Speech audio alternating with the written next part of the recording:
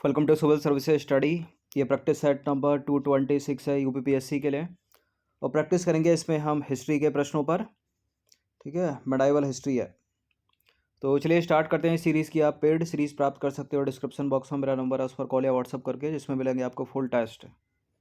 और इस test series की प्लेलिस्ट बना रखी है, वहाँ पर आप टेस्ट नंबर 1 से लेकर 226 तक पहुँच सकते हैं। डिस्क्रिप्शन बॉक्स में उसका लिंक है।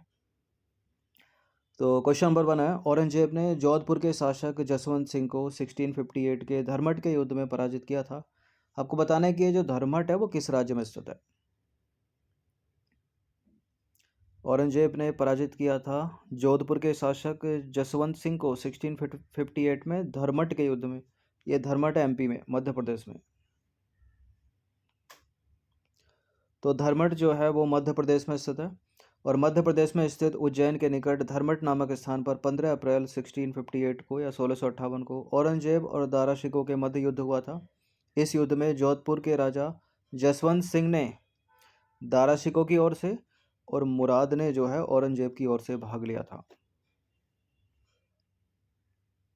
नंबर 2 पर आ जाइए। औरंगजेब के किस पुत्र ने विद्रोह करके राजपूतों के विरुद्ध अपने पिता की स्थिति दुर्बल कर दी थी। ये सेकंड था, अकबर सेकंड। ठीक है, ऑप्शन नंबर बी है इसका आंसर। तो औरंगजेब के पुत्र मोहम्मद अकबर ने 1681 में विद्रोह करके राजपूतों के विरुद्ध अपने पिता की स्थिति जो है वो दुर्बल कर दी थी, यानी औरंगजेब की। निम्नलिखित में से किस मुगल बादशाह को जिंदा पीर कहा जाता है। जिंदा पीर, घृणित कायर, ये सब पूछे जाता है एग्जाम में, कौन किसके नाम है। तो जिंदा पीर जो है औरंगजेब को कहा जाता है।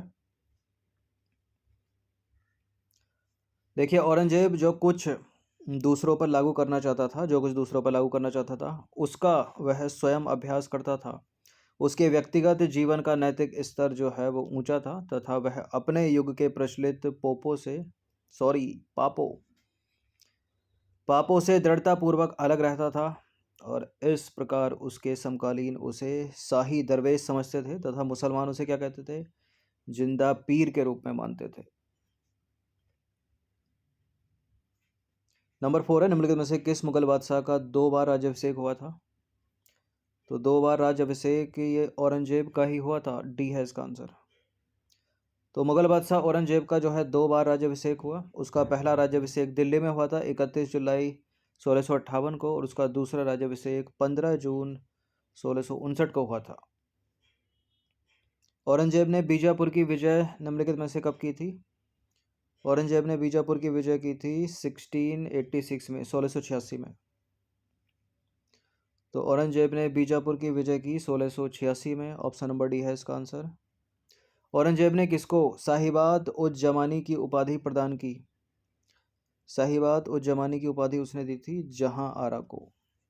ठीक है, तो औरंगजेब ने जहां आरा को साहिबाद उज जमानी की उपाधि प्रदान की। जहां आरा सम्राट शाहजहां और महारानी मुमताज महल की सबसे छोटी बेटी थी। वह अपने पिता के उत्तराधिकारी और छठे मुगल सम्राट औरंगजेब की बड़ी बहन थी। यानी औरंगजेब ने अपनी बड़ी बहन जहां आरा को साहिबाद उज जमानी की उपाधि दी थी। संत रामदास को किसके शासनकाल से संबंधित किया जाता है इनमें से, अकबर, जहांगीर, शाहजहां, औरंगजेब। संत रामदास, औरंगजेब ही है इसका आंसर। तो संत रामदास महाराज महाराष्ट्र के महान संत थे। इनका जन्म 1608 में हुआ था और यह मुगल शासक औरंगजेब के समकालीन थे। नंबर 8 पर आ जाइए। दिल्ली के लाल किले में मोती मस्जिद का निर्माण निम्न में से किसने किया था।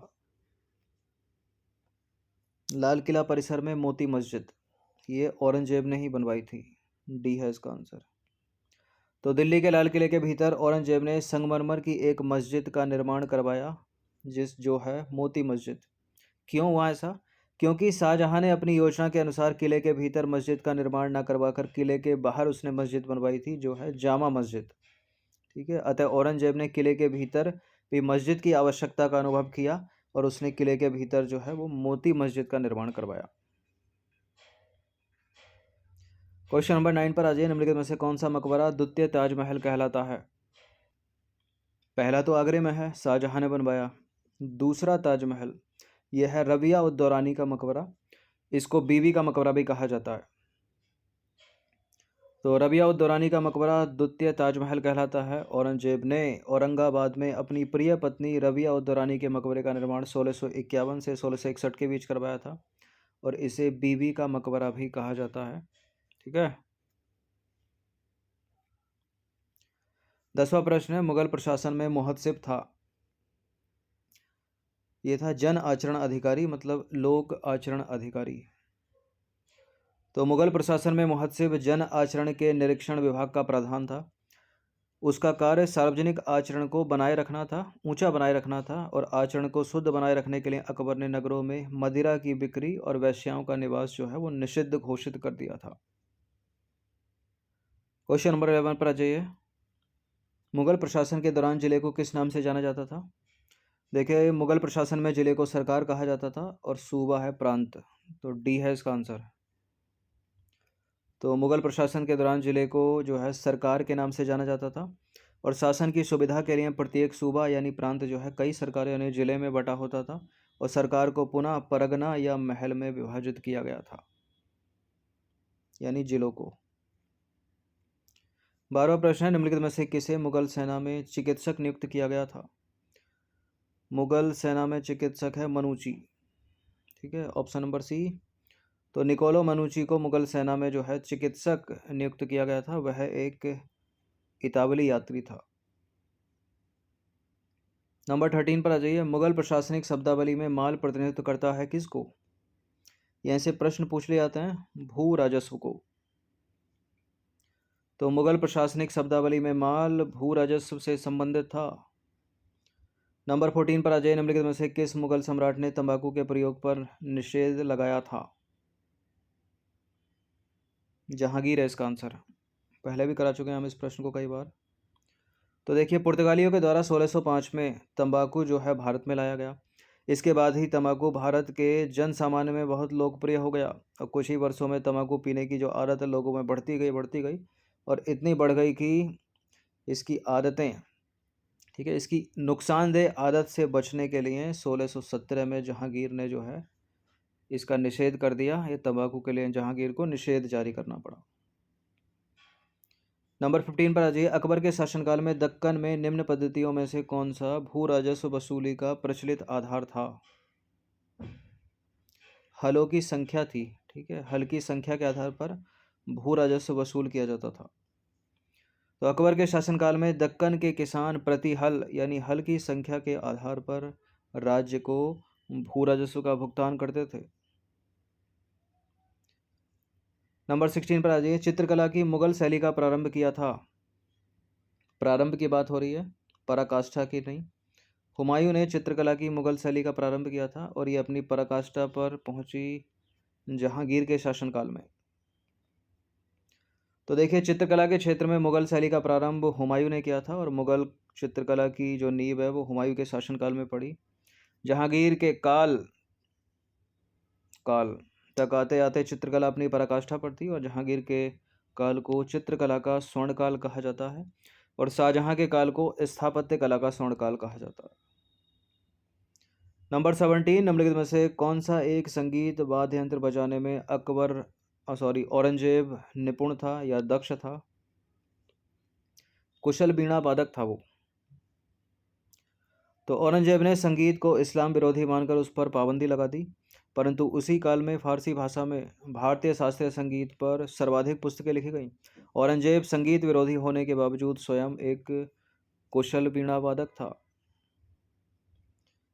नंबर 18 पर आ जाइए। तानसेन का मकबरा निम्नलिखित में से कहाँ स्थित है? तानसेन का मकबरा है मध्य प्रदेश के ग्वालियर में। तो तानसेन का मकबरा ग्वालियर में है और ग्वालियर कहाँ पर है? एमपी में। क्वेश्चन नंबर 19 पर आ जाइए। निम्नलिखित में से किस मुगल शासक ने लाला कलावंत से हिंदू संगीत की शिक्षा ली? कौन सा मुगल शासक था वो हिंदू संगीत की शिक्षा ली जिसने लाला कलावंत से? वो था अकबर। तो मुगल शासक अकबर जो है, अकबर नगाड़ा बजाने में प्रवीण था। इसने लाला कलावंत से हिंदू संगीत की शिक्षा ली। नंबर 20 पर आ जाइए। गुलबदन बेगम निम्नलिखित में से किसकी पुत्री थी? तो हुमायूं की बहन थी गुलबदन बेगम और पुत्री थी बाबर की। तो गुलबदन बेगम बाबर की पुत्री थी, उसका जन्म हुआ था 1523 में तथा मृत्यु हुई थी 1603 में। और गुलबदन बेगम अपनी प्रसिद्ध प्रसिद्ध रचना जो है हुमायूं नामा के नाम के लिए जानी जाती है। ठीक है, हुमायूं नामा गुलबदन बेगम की रचना मैच करने के लिए पूछ लेते हैं, कई बार एग्जाम में पूछा है। तो ये 20 प्रश्न थे हिस्ट्री के, इनकी प्रैक्टिस 1 से 2 बार कर लीजिएगा। धन्यवाद। और ये नंबर है, इस पर कॉल या व्हाट्सअप करके आप पेड सीरीज़ प्राप्त कर सकते हैं यूपीपीसीएस की